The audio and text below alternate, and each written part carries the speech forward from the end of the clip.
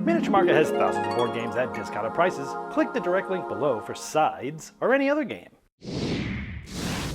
Hello my friends, it's the Game Boy Geek here. Today it's all about the letters because we're trying to give clues starting with specific letters, but only the ones that are on the sides, which is why this game is called Sides. It's a cooperative word game. Let me show you how it works. I'll see you on the other side.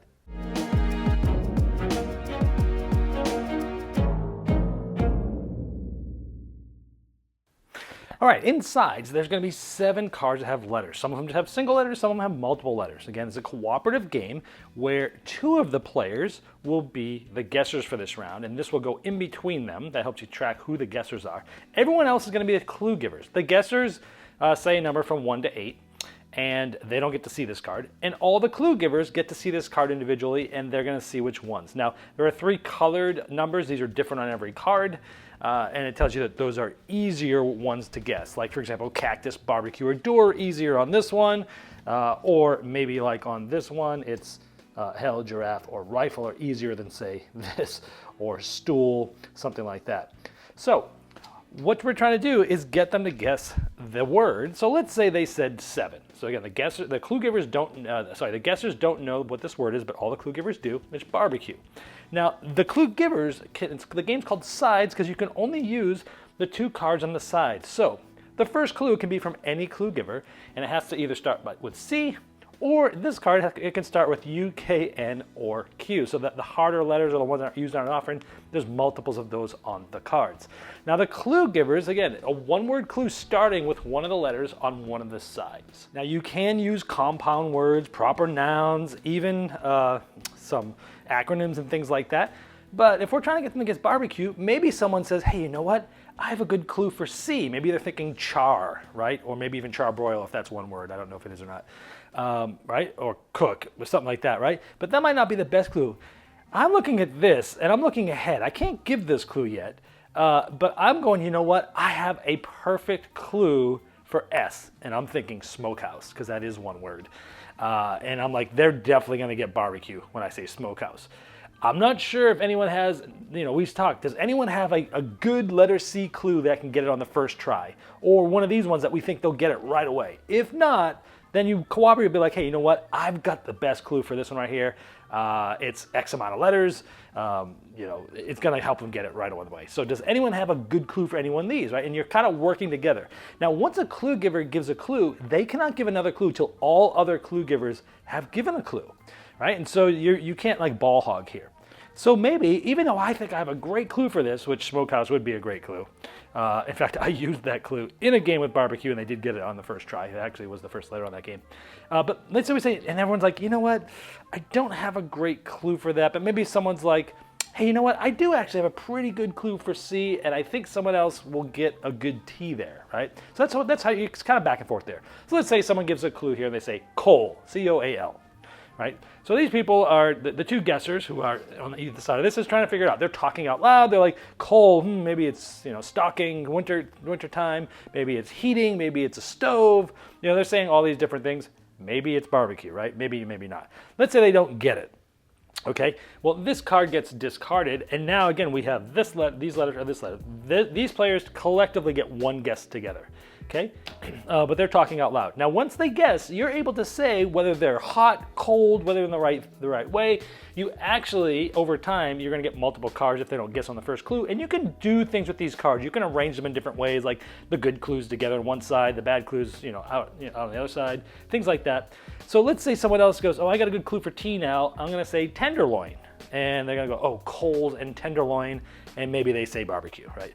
And if that is the case, then good. They got it. We keep this for a point. This goes to the next player. So this is next to the next 2 players.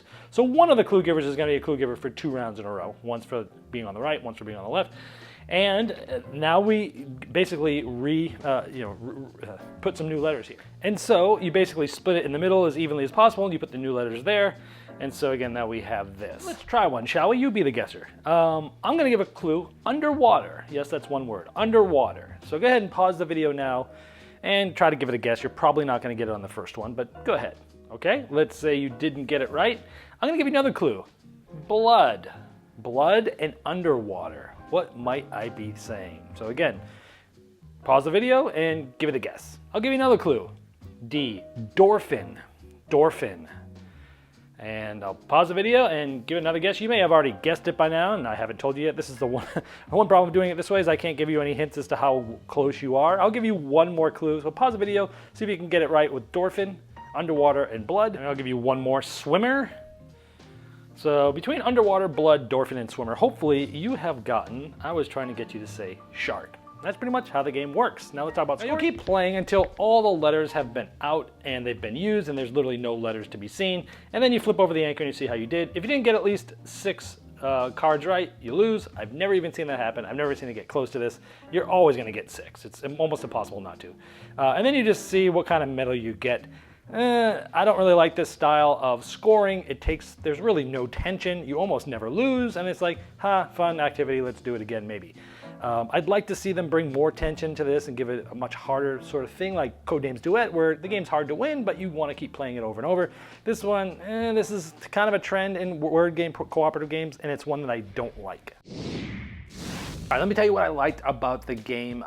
The game has a restriction, right? You can only use the letters that are on either of the 2 sides. So you're somewhat restricted as to what clues you can give.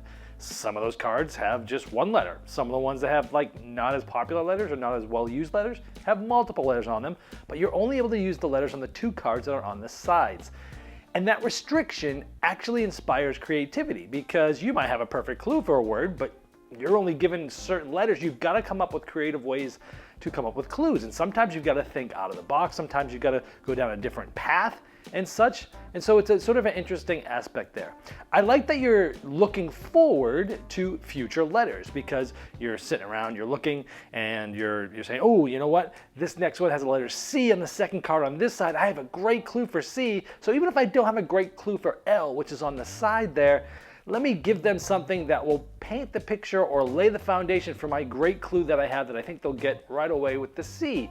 So you're looking forward to see which card should we like sort of burn but give clues with to try to get to the ones that we really like. So I like that you're trying to look forward to future letters to try to give clues. I like you're trying to discuss with everyone else as to who has the good clue for which letter. Because once you say a clue, you can't say another one until everyone else has said one. So no one can sort of ball hog, if you will. So you're always trying to discuss, oh, you know what, I got a great one for L. Oh, I got a great one for M right here. Ooh, I've got a good one for M too. Really? How long is yours? 10 letters. Oh, mine's only 5. Yours might be better. Stuff like that. I like how you're trying to discuss which ones you think you have good clues for. And then when multiple people have good clues for the same letters, it's always like this little cat and mouse game of like, game of chicken is like, okay, well, who's going to go? And then they say the clue, then you're like, oh, that's exactly what I was thinking. Or sometimes it's like, wow, that's not what I was going to say, even though it was the same amount of letters. And that makes fun moments as well. I like that you're having 2 guessers. It helps. So having 2 people guess is interesting because they're going to be talking back and forth about what they're thinking, and you get to hear their train of thought. And it's always fun in a cooperative game. You've got sort of like 2 teams, even though you're working together. And I like that aspect of it because, again, you're listening to what they're saying and you're trying to get them, you're trying to base maybe your next clues based upon what they are thinking out loud about the things that have been given. I like that there's easier words that are sort of colored. So if you're in your first game, you can do just the easier ones. And there's a 2-player variant that actually works really, really well, where you're the clue giver and the guesser. So you're going to give a clue, and they're guessing a word, and then they're going to give you a clue back and forth. And so that actually works really well too. Now, no game's perfect. On the negative side of things, I'm kind of getting burnt out on cooperative games that have no real scoring, no real win or loss condition.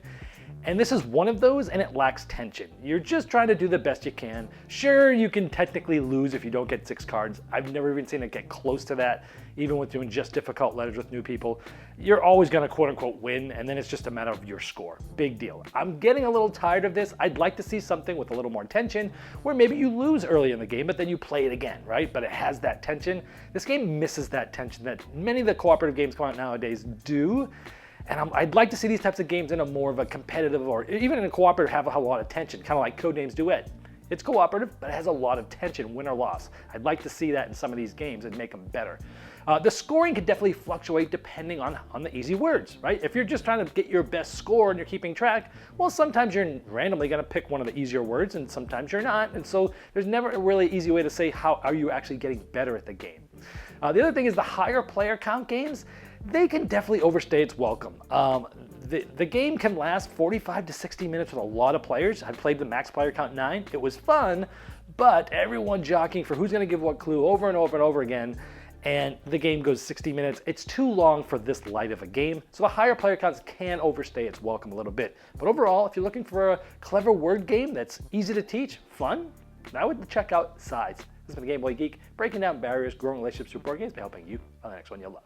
Game Toppers not only transforms your existing table into a high-quality gaming solution, but they now offer full leg kits and dining cover solutions for the full table application. Paired with over 20 styles of thematic game mats in 11 different sizes from notable board game artists like Vincent Dutray, collapsible cup holders, and real cool accessories, experience what thousands of other gamers enjoy by upgrading every game you play with a Game Topper system. Save hundreds of dollars on Game Topper package deals that are in stock now for immediate shipping at GameToppersLLC.com or click the link below.